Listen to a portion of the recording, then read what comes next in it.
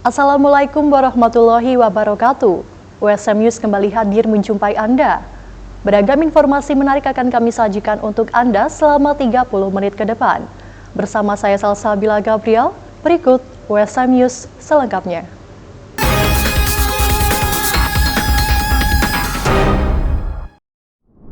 Universitas Semarang terima kunjungan dari Adikbud Thailand. Kunjungan ini merupakan program KBRI dalam memperkuat kerjasama dan juga pembahasan lebih lanjut mengenai kerjasama antar perguruan tinggi, terutama di Thailand. Rektor Universitas Semarang menerima kunjungan dari Atase Pendidikan dan Kebudayaan KBRI Bangkok, Thailand. Kunjungan yang dilaksanakan beberapa waktu lalu itu diterima langsung oleh Dr. Supari STMT. Rektor Universitas Semarang, Dr. Supari STMT, menyatakan melalui hasil pertemuan ini, USM dapat menjalankan Tridharma perguruan tinggi dengan maksimal. Goals yang diharapkan dari kegiatan hari ini tadi adalah bahwa kegiatan Tridharmanya USM, baik itu pendidikan maupun pengabdian masyarakatnya, semakin meningkat kualitasnya. Kita semakin nyata berkolaborasi, bekerjasama dengan pelaku-pelaku pendidikan tinggi, dosen-dosen, mahasiswa di Thailand, dengan kita di USM. Nanti ada mahasiswa USM yang akan semakin banyak ber-KKN di Thailand, berpenelitian dengan Thailand, berpendidikan mungkin cuma 1 semester, 2 bulan. Itu nanti akan transfer kreditnya diakui kalau mahasiswa USM datang ke perguruan tinggi Thailand, berapa lama mata kuliahnya apa, nanti pulang sudah diakui mata kuliahnya itu. Kalau itu 1 semester ya berarti nanti diakui 1 semester.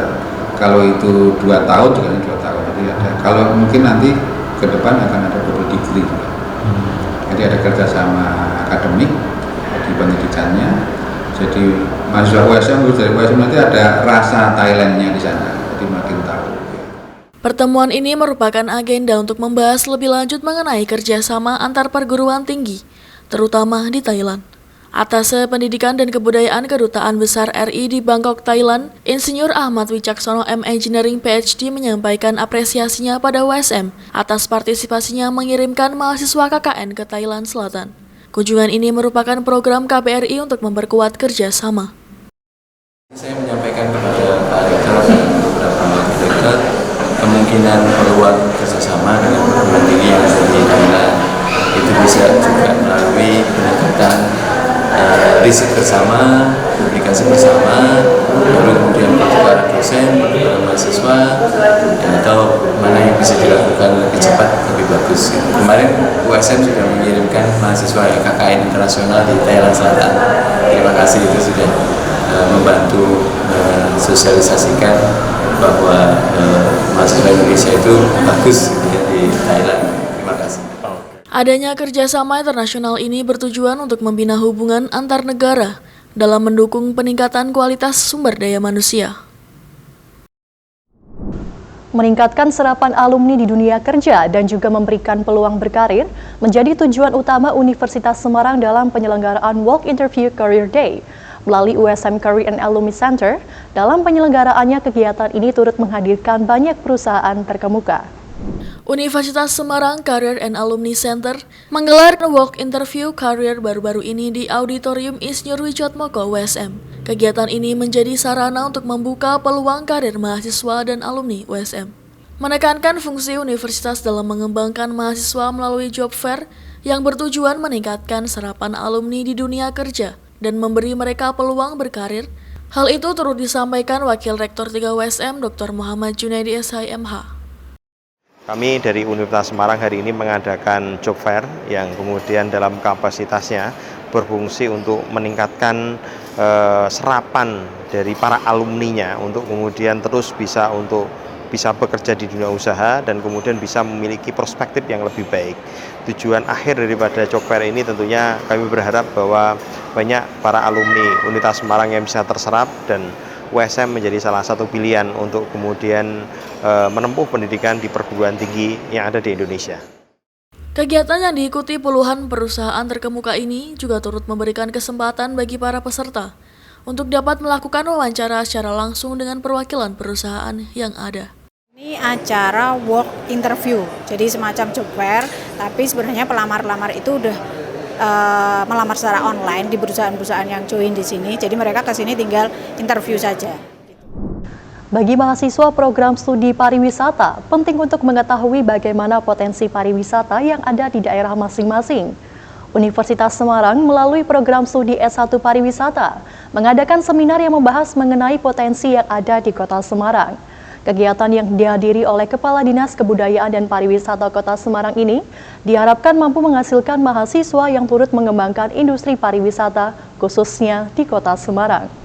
Bertujuan untuk membekali mahasiswa dengan pengetahuan akan potensi yang ada di Kota Semarang, program studi S1 Pariwisata USM menggelar seminar dengan mengusung tema Potensi Kota Semarang sebagai gerbang utama pariwisata Jawa Tengah di ruang telekonferensi lantai 8 Menara Universitas Semarang beberapa waktu lalu. Kepala Dinas Kebudayaan dan Pariwisata Kota Semarang, Erwin Wiyarso Poispoyodo SOS MSI menyatakan bahwa Kota Semarang merupakan daerah yang unik di Indonesia.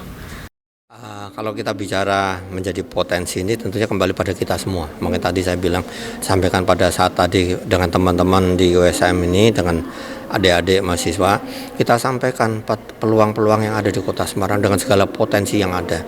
Potensi ini kita luar biasa. Semarang ini kota yang unik, kota yang mungkin tidak ada duanya di Indonesia.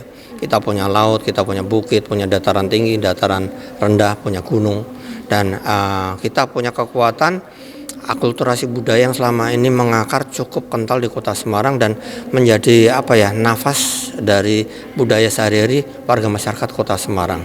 Termasuk di sektor pariwisata ini sangat mendukung sekali. Kita punya beberapa etnis yang sangat luar biasa, saling toleransi tinggi, punya berbagai macam agama yang solidaritas kerukunannya sangat oke, dan itu sudah diakui di tingkat nasional. Nah, tentunya potensi-potensi seperti yang kita miliki, potensi alam, potensi budaya, akulturasi yang ada, kemudian didukung dengan potensi SDM. Ini kan SDM kita luar biasa nih, termasuk adik-adik di USM. Ini tentunya bisa membawa kita, bisa meningkatkan ke level yang lebih tinggi. Selain menghadirkan Kadisbudpar, kegiatan seminar yang diikuti 45 mahasiswa pariwisata USM ini juga turut menghadirkan narasumber ex-Duty Manager Service PT Garuda Indonesia Muhammad Faisal. Faisal meyakini bahwa mahasiswa pariwisata USM dapat berkompetisi di industri penerbangan. Ia juga mendorong agar program studi dapat mengajak mahasiswanya melakukan praktik kuliah lapangan. Harus bisa. Apalagi kan mereka ini dibekali dengan manajemen ya, kuliah dengan S1 ya, mestinya lebih baik, more better ya, karena dari segi aspek manajemen sudah terpenuhi, tinggal masalah teknis yang harus terpenuhi juga. Makanya tadi saya sampaikan Pak Herman, alangkah baiknya kalau teman-teman mahasiswa ini ada kesempatan untuk on job training di airport, di bandara, mungkin di kantor penjualan airline, supaya apa teori yang dapat di kelas bisa diimplementasikan di lapangan. Kegiatan ini diharapkan dapat membantu USM unggul serta turut mengembangkan industri pariwisata di Kota Semarang. Kami harap kita semua, baik dosennya maupun mahasiswanya, bisa membantu USM sendiri untuk menjadi unggul dan mengembangkan pariwisata di Semarang, karena sebetulnya banyak banget potensi-potensi wisata yang belum diekspos. Jadi kita sebagai next generation mampu jadi generasi emas untuk promosi pariwisata Indonesia. USM Jaya! Kami akan kembali setelah jeda pariwara berikut ini.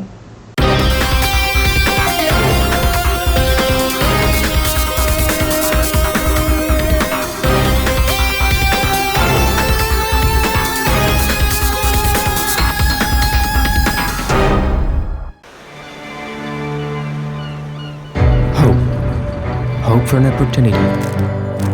Hope for a change.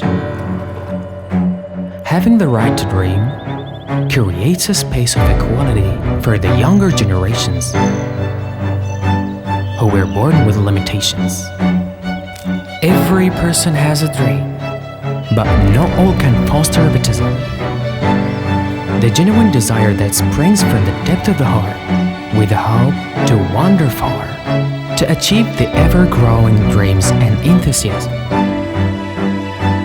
This journey cannot stop at all, since here the future of the country, the motivation in reaching a dream is no longer a worry, but rather something worth fighting for. To gather the willpower in building the nation, striving with great impulses, with a variety of arrows that fly fast. There will always be a goal that deserves tenacity. To understand the enduring struggle, to sincerely wish success for those we love, in having appreciation, in providing a vessel for those who excel. Slow, but surely, the freedom to pursue education should be given wholeheartedly. Indonesia is a nation with millions of young people eager for knowledge, passionate about accelerating, working for the country, and inspiring as well. Never hesitate to nurture your dreams and to be visionary. To the younger generations, we entrust our future. So, erase the differences, and together, we collaborate in raising the standard of our education. This is a long journey worth appreciating in terms of opening up possibilities, for giving a purpose to live in.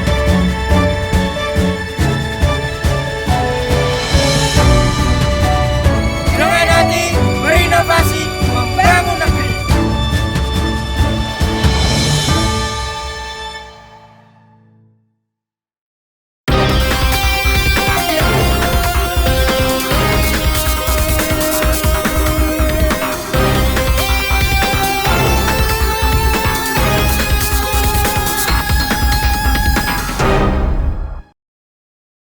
Madrasah Aliyah Negeri 1 Kota Semarang menggelar rangkaian kegiatan kenaikan tingkat kepalang merahan. Mengusung tema menjadikan PMR yang kreatif dalam mengembangkan jiwa kepalang merahan dan dapat menjalin kebersamaan serta kepedulian terhadap sesama, diharapkan dapat membentuk anggota yang berkompeten serta memiliki rasa kepedulian tinggi. Palang Merah Remaja atau PMR Madrasah Aliyah Negeri 1 Kota Semarang menggelar kenaikan tingkat kepalang merahan pada Minggu 10 Desember 2023 di Ngelimut Gonoharjo, Kendal. Kegiatan yang diikuti oleh 79 peserta ini mengambil tema menjadikan PMR yang kreatif dalam mengembangkan jiwa kepalang merahan dan dapat menjalin kebersamaan serta kepedulian terhadap sesama. Ketua PMR MAN 1 Kota Semarang, Melinda Agreta, menyatakan bahwa kegiatan ini merupakan agenda rutin tahunan untuk membentuk pengurus yang berkompeten. Baik, dalam hari ini PMR MAN 1 Kota Semarang mengadakan kegiatan yaitu KTK. KTK itu merupakan kenaikan tingkat kepalang merahan. Adalah untuk menaikkan kompetensi di bidang kepemimpinan karena untuk menyiapkan diri sebagai calon pengurus baru PMR MAN 1 Kota Semarang. Kegiatan ini dilakukan setiap tahun atau apa? Iya, setiap tahun. Jadi untuk PMR MAN 1 Kota Semarang sendiri memiliki beberapa program kerja untuk kenaikan tingkatnya. Nah, ini adalah merupakan salah satunya, yaitu KTK. Berarti setelah ini mereka menjadi pengurus ya? Iya, saya. Selama berapa periode? 1 periode. 1 tahun.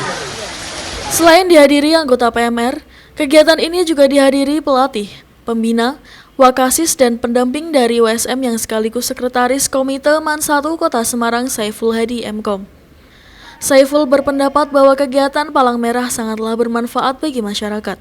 Pengalaman terjun ke lokasi bencana alam baik saat tsunami Aceh, gempa Yogyakarta, gempa Lombok, dan lain-lain memberikan pengalaman yang luar biasa. Kenaikan tingkat kepalang merahan di PMR MAN 1 Kota Semarang atau Madrasah Aliyah Negeri 1 Kota Semarang ini adalah kegiatan yang rutin diselenggarakan setiap tahunnya, di mana kami sebagai pendamping kami dari USM, saya selaku dosen USM, dan saya juga melatih MAN 1 itu puluhan tahun, sekitar 12 tahun melatih PMR dari nol, belum punya prestasi apa-apa, sampai prestasinya banyak ratusan piala yang dihasilkan.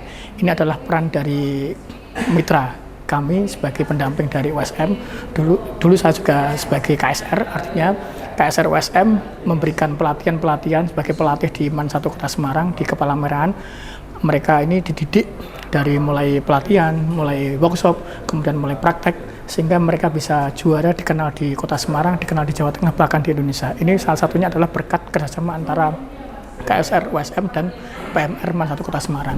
Sebagai bentuk kepedulian sumber daya alam, khususnya mata air di objek wisata Sendang Sinawah yang berada dalam wilayah hutan BKPH Jati Pohon KPH Purwodadi, 2 instansi bekerja sama melakukan penanaman pohon, yakni Perum Perhutani dan Perusahaan Daerah Air Minum Purwatirta Dharma. Kedua instansi tersebut menanam 370 jenis pohon yang berada di lingkungan objek wisata Sendang Sinawah. 2 instansi digerobokan Selasa pagi Perum Perhutani KPH Purwodadi dan Perusahaan Daerah Air Minum Purwatirta Dharma Purwodadi melaksanakan penanaman 370 pohon yang berguna untuk menyerap air hujan. Penanaman pohon sendiri dilakukan di area hutan RPH Sinawah, BKPH Jati Pohon, dan KPH Purwodadi. Kegiatan hari ini kegiatan melakukan penanaman bersama antara PDAM dan Perhutani dalam rangka memperingati hari jadi Perumdam Purwatirta yang ke-37. Selain itu Pak, penanaman ini Pak? Selain itu memang ini bentuk kepedulian dari 2 instansi terhadap pelestarian sumber daya alam, khususnya mata air. Jadi pelestarian mata air agar mata air tetap bisa berjalan dengan baik. Ada berapa pohon Pak intanam Pak? Khusus untuk acara hari ini, rencana penanaman dengan PDAM itu ada 370 pohon, terdiri dari beberapa jenis yang memang menyerap air seperti beringin, terus terem besi, kemudian pulai dan sebagainya. Tujuan ditanam di sini Pak? Tujuannya adalah menjaga keberlangsungan catchment area agar mata air Gua Sinawah ini terus mengeluarkan air dan terjaga pelestariannya. Dalam area hutan tersebut terdapat sebuah sendang yang merupakan lokasi keberadaan sumber mata air. Sendang Sinawah yang berada di Desa Kronggen Berati Gerobokan saat ini merupakan tempat objek wisata untuk umum dan juga dimanfaatkan oleh Perusahaan Daerah Air Minum Purwatirta Dharma Purwodadi. Air sendang tersebut disalurkan ke warga masyarakat untuk kebutuhan sehari-hari. Keuntungan kami yaitu masyarakat bisa mendapatkan air dengan air yang cukup higienis dan cukup sehat, sehingga mereka bisa merasakan kenikmatan dan kesejahteraan terhadap kebutuhan air yang pada intinya adalah kebutuhan yang paling mendasar. Berapa ratus ribu Pak Bu nanti Bu warga di sini teraliri air ini? Kalau yang di sini airnya tidak sampai ratusan ribu ya, hanya sekitar 400-an SR yang ada di sini sama rumah yang di sini. Bu, harapan dengan kerjasama ini Bu? Harapannya dengan kerjasama kerjasama ini akan berlangsung terus-menerus dan bisa memberikan saling kolaborasi yang baik, saling mendukung, dan bisa memberikan kesejahteraan kepada masyarakat Purwokerto. Harapan kami masyarakat di sini bisa menggunakan air yang mungkin belum menggunakan air PDAM atau saluran PDAM bisa bergabung dengan kami, dan apabila belum juga bisa menggunakan air dari sumber Sinawah ini dengan bijaksana. 2 instansi tersebut menanam pohon yang non-produktif seperti beringin, terem besi, pule, dan lain-lain. Dengan ditanamnya pohon non-produktif diharapkan dapat menjaga keberlangsungan mata air yang berada di dalam gua yang dibangun pada masa penjajahan Belanda itu. Sudah sejak lama Perusahaan Daerah Air Minum Purwatirta bekerja sama dengan Perum Perhutani di Sendang Sinawah ini dengan mengalirkan air dari sumber air di Sendang Sinawah ini ke masyarakat yang ada di Gerobokan. Diharapkan dengan kerjasama ini, 2 instansi terkait bisa selalu menjaga sumber mata air yang ada di Sendang Sinawah untuk kepentingan masyarakat yang sampai saat ini sudah teraliri air bersih langsung dari mata air. Kegiatan ini Pak? Siap, alhamdulillah pada hari ini tanggal 12 Desember 2023 kami melaksanakan kegiatan penanaman bersama antara Perum Perhutani KPH Purwodadi dengan Perumdam Tirta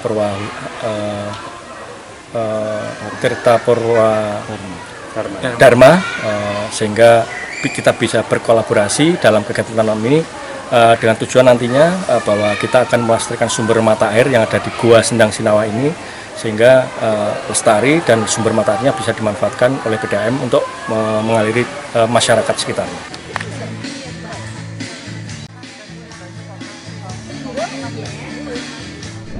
Menyambut libur Natal dan Tahun Baru, Kementerian PUPR mempercepat penyelesaian rekonstruksi pembangunan Jalan Purwodadi, Wirosari, dan Blora yang menjadi jalur mudik tengah, menghubungkan wilayah Jawa Tengah menuju Jawa Timur di 3 titik dengan panjang 7 km.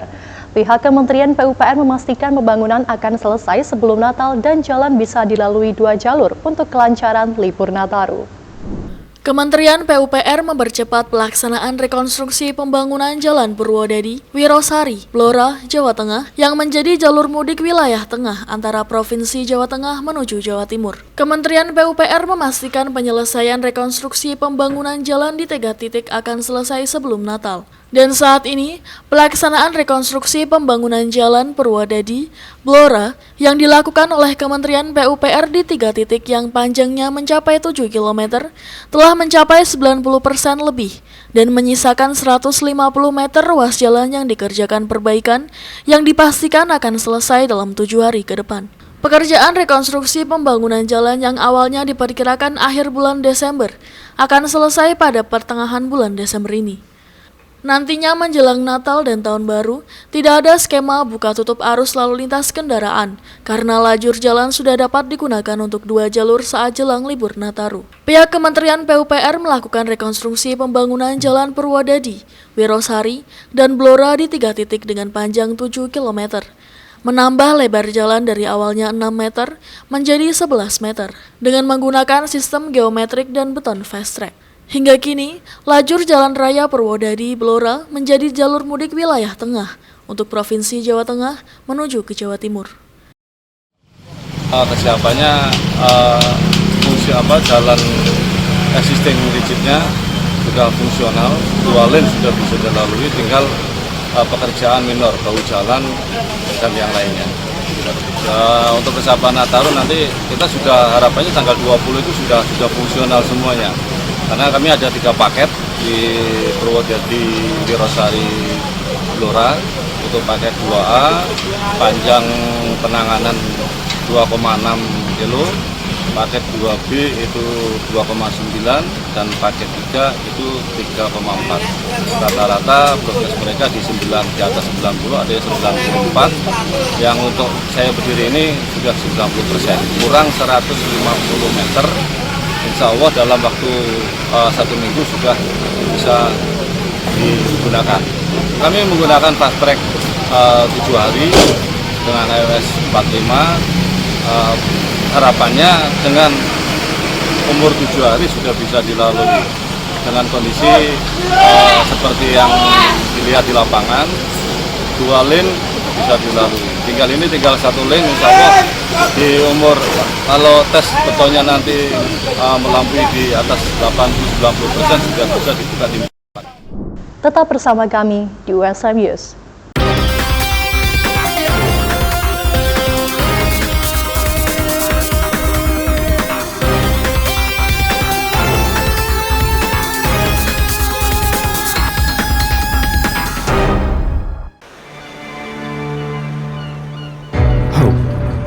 Hope for an opportunity. Hope for a change. Having the right to dream creates a space of equality for the younger generations who were born with limitations. Every person has a dream, but not all can foster egotism. The genuine desire that springs from the depth of the heart, with the hope to wander far, to achieve the ever-growing dreams and enthusiasm. This journey cannot stop at all, since here the future of the country, the motivation in reaching a dream is no longer a worry, but rather something worth fighting for. To gather the willpower in building the nation, striving with great impulses, with a variety of arrows that fly fast. There will always be a goal that deserves tenacity. To understand the enduring struggle, to sincerely wish success for those we love. In having appreciation, in providing a vessel for those who excel. Slow, but surely, freedom to pursue education should be given wholeheartedly. Indonesia is a nation with millions of young people eager for knowledge, passionate about accelerating, working for the country, and inspiring as well. Never hesitate to nurture your dreams and to be visionary. To the younger generations, we entrust our future, so erase the differences, and together we collaborate in raising the standard of our education. This is a long journey worth appreciating in terms of opening up possibilities, for giving a purpose to live in.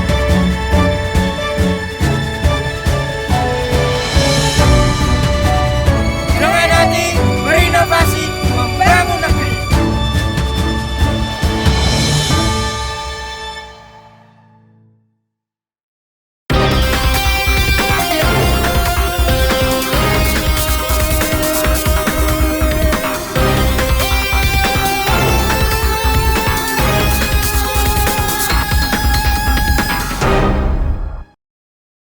Tahapan pemilu 2024 saat ini sudah masuk masa kampanye. Fase ini penting sebagai sarana untuk mengetahui program setiap calon anggota legislatif hingga capres. Untuk itu, KPU Jatim bersama LBH Rumah Keadilan mengencarkan sosialisasi untuk meningkatkan partisipasi pemilih. Berikut laporan UBTV untuk USM TV.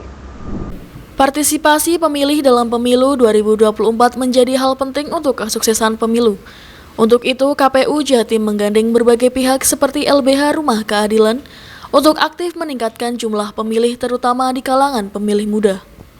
LBH Rumah Keadilan hari ini memang kita melihat secara langsung terkait demokrasi 2024. Tentu memang ini menjadi PR bersama sehingga dalam mensukseskan acara pemilihan umum kita menunjuk secara langsung KPU Provinsi Jawa Timur. Artinya skala dari kami ini yang memang ini antisipasi sekali ataupun memberikan peran khusus kepada masyarakat Kota Malang tentu harus berpartisipasi secara langsung, karena ketika kita lihat bahwa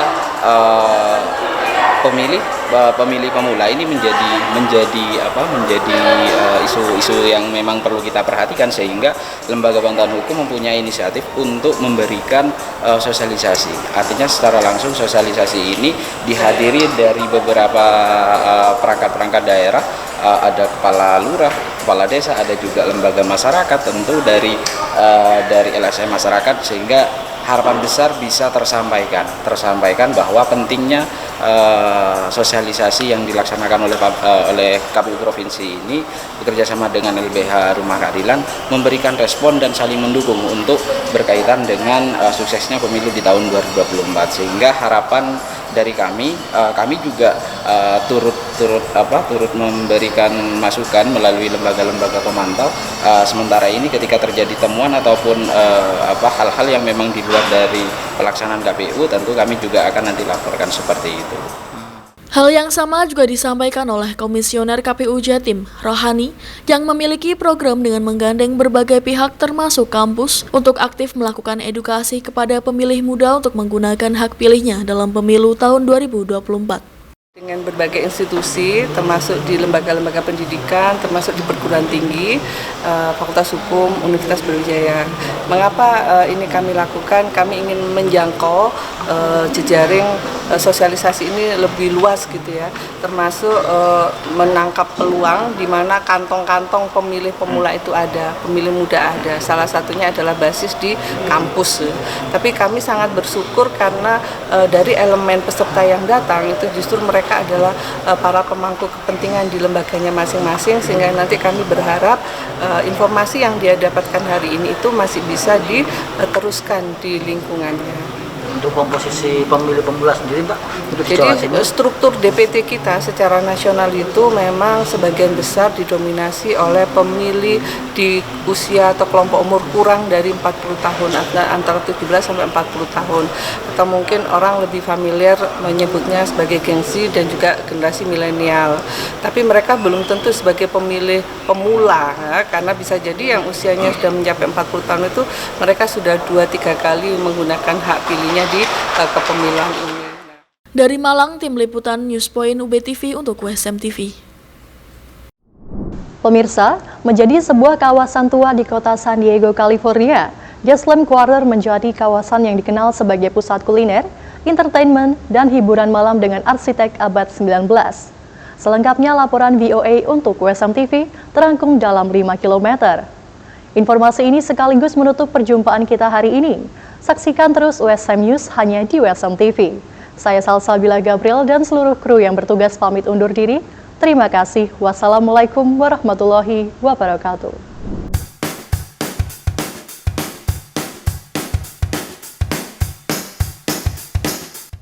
Ini adalah Gaslamp Quarter, sebuah kawasan tua di kota San Diego, California, yang sudah ada sejak 1860-an. Dulunya merupakan kawasan pemukiman kolonial bangsa Spanyol. Sekarang kawasan ini dikenal sebagai pusat kuliner, entertainment, dan hiburan malam dengan ciri khas bangunan abad 19. It's super fun, especially at nighttime. They have like lots going on, big party scenes, so definitely recommend if you are looking for a party scene. Gaslamp Quarter biasanya tidak begitu ramai di siang hari, namun karena hari ini ada acara besar, Comic Convention atau lebih dikenal dengan sebutan Comic Con, daerah ini menjadi tempat berkumpul para pecinta komik, cosplay, dan pengunjung Comic Con. Comic Con tomorrow, hanging out today. Restoran dan toko-toko juga meramaikan suasana dengan memasang dekorasi bertema komik, menjadikan lokasi yang strategis untuk nongkrong. Everything's walkable, everything's close together, and there's some rooftop bars which are fun. Okay, and you? I just love that there's great places to eat, and like she said, it's walkable, which is super fun. There's always stuff to see. Di kawasan ini ada sekitar 16,5 blok pemukiman dan tempat usaha yang sudah mulai ramai pengunjung. Jalan Fifth Avenue merupakan pusat keramaian di Gaslamp Quarter yang memiliki luas 15 hektar. Dari Gaslamp Quarter, Ronan Zakaria dan Irfan Ihsan, 5 kilo VOA.